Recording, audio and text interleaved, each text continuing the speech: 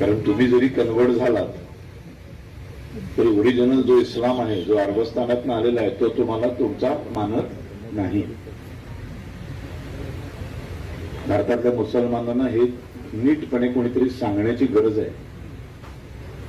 भारतीय मुसलमानांचा प्रॉब्लेम हा आहे की त्यांच्याकडे कोणी समाज सुधारकच तयार होत नाही.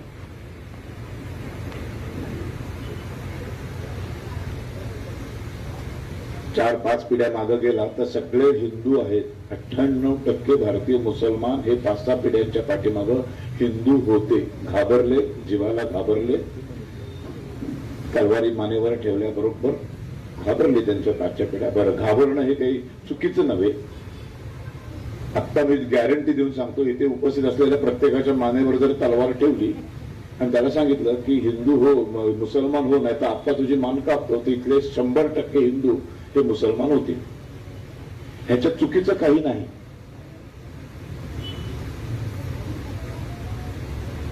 आपण होणार मुसलमान, घाबरणार, आपण मान कापली जाण्यावर घाबरणार नाही.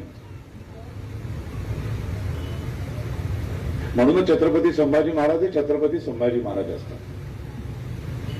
आपण सगळेच जण माना कापून घेतले तरी हिंदू सोडणार नाही असं झालं तर मग संभाजी महाराजांचं वेगळं महत्वच राहणार नाही. काही मग छत्रपती शिवाजी महाराजांचं वेगळं महत्वच राहणार नाही. सावरकरांचं, भगतसिंगचं वेगळं महत्व काय आहे? कारण ते या सगळ्याला घाबरले नाही. आम्ही घाबरलो, त्यांच्या 4-5 पिढ्या मागच्या सगळ्या घाबरल्या, मुसलमान झाल्या. पण आता त्यांनी हिंदू व्हायला पाहिजे. जे मुसलमान झाले त्यांना ते खरे ओरिजिनल मुसलमान मानतच नाही. आपण जसे काफर आहोत तसे ते त्यांच्यासाठी तुच्छ आहेत, ते गुलाम आहेत.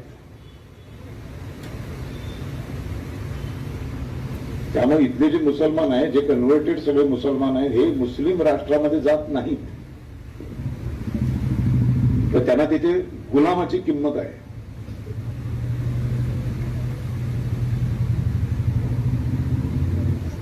खरं तर हे सगळं राजकीय पातळीवर झालं पाहिजे. आमदार खासदारांनी सगळं तर केलं पाहिजे. त्यांच्याकडे ती पॉवर आहे, त्यांना संरक्षण मिळतं सरकारकडनं. हे मी बोलतो, माझ्या आजूबाजूला कोणी नाहीये पोलीसदारी, कोणी नाहीये बंदूकदारी. आमदार खासदारांच्या आजूबाजूला ते असतात, त्यांना संरक्षण असतं. त्यांनी खरं तरी बोललं पाहिजे. एकच किस्सा सांगतो आणि थांबतो. आर्थिक नाकाबंदी किती महत्वाची असते. दुसरं महायुद्ध सुरू झालं, थोडे कष्ट करावे लागतील.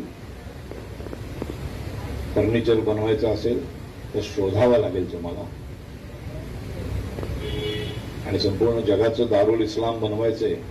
त्यामुळं प्रत्येक अशा व्यवसायांमध्ये प्लंबिंग, वायरमॅन,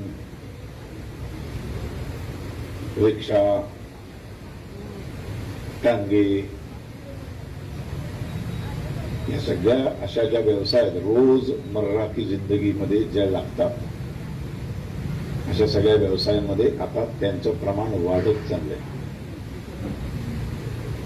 तुम्हाला ते प्रमाण पण वाढवावं लागेल.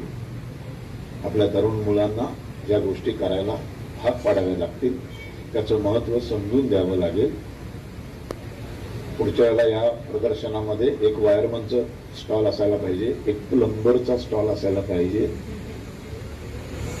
एक असं तुमच्याकडे एखादा असा व्हॉट्सअप ग्रुप सांगलीमध्ये तयार व्हायला पाहिजे की तुम्हाला घरामध्ये नळ गळतोय, पंखा बंद पडलाय, वायर बदलायची, टीव्ही, फ्रीज रिपेअर करायचा आहे, असं कुठलंही काम साठी जर तुम्हाला हिंदू टेक्निशियन हवा असेल तर त्या व्हॉट्सअप ग्रुपवरती तुम्ही फक्त आपला पत्ता आणि हे टाकलं आणि माझा पंखा बंद पडलाय, माझा फ्रीज बंद पडलाय, मला हिंदू माणूस पाठवा, अशा पद्धतीचं आहे म्हणतात. मग ते सांगा पोचलं पाहिजे जास्तीत जास्त. त्याचा एक मोठा स्टॉल किंवा त्याची एक मोठी जाहिरात इथे लावली पाहिजे. लोकांना तो नंबर, प्रत्येक हिंदू माणसाच्या मोबाईलमध्ये तो नंबर पाहिजे की माझ्या घरातला कुठलाही प्रॉब्लेम आला की त्या नंबरवर मी फोन केला की तो प्रॉब्लेम सॉल्व्ह करायला माझ्या घरामध्ये फक्त हिंदू टेक्निशियन येईल. मी भाजीपाला घ्यायला जाईन, मी फळं भाजी घ्यायला जाईन, मी काहीही विकत घ्यायला जाईन, ते विकत घेताना मी फक्त हिंदू माणसाकडूनच ते घेईन आणि हिंदूंनी फक्त हिंदूंकडूनच वस्तू विकत घ्याव्या हे सांगण्याचा मला संविधानाने अधिकार दिलेला आहे. मी कुठल्याही धर्माचं नाव घेतलं नाही, पण हिंदूंनी हिंदूंकडून विकत घ्यावं. म्हणजे जर प्रत्येक दुकानामध्ये किंवा हॉटेलमध्ये जैन धर्मीय हे विचारू शकतात खुलेपणाने की जैन डोसा मिळतो का, जैन चकली आहे का, आणि हा त्यांना दिलेला संविधानाने जर अधिकार आहे तर मग हिंदूंना सुद्धा, बरं जैन पण हिंदूच आहे, जैन शीख बुद्ध हे सगळे हिंदू आहेत, या हिंदूंच्या शाखा आहेत. त्या काँग्रेसवाल्यांनी त्याचे वेगळे धर्म बनवले. त्यामुळं हे हिंदू व्यवसायक संघ आणि त्यांचं हे प्रदर्शन हे काळाची फार मोठी गरज आहे आणि अत्यंत मोलाचं काम आमचे केळकर दाम्पत्य करतायत. त्यांचं खूप खूप अभिनंदन आणि तुम्हाला खूप शुभेच्छा. आता मला इथून 5:45 वाजले, 6 वाजता व्याख्यानाला जायचं आहे. त्यामुळे आपण पण सगळ्यांनी तिथे व्याख्यान ऐकायला यावं आणि जर देशावर राष्ट्रावर प्रेम करत असाल, तुमच्या पुढच्या नातवंडांना हिंदू देशातच राहावं त्यांनी असं जर तुम्हाला वाटत असेल तर हे उपाय करायला सुरुवात करा. आज मला इथे बोलवलं त्याबद्दल मी केळकर साहेब तुमचा, वहिनी तुमचा सगळ्यांचा खूप आभारी आहे. इथेच थांबतो. जय हिंद.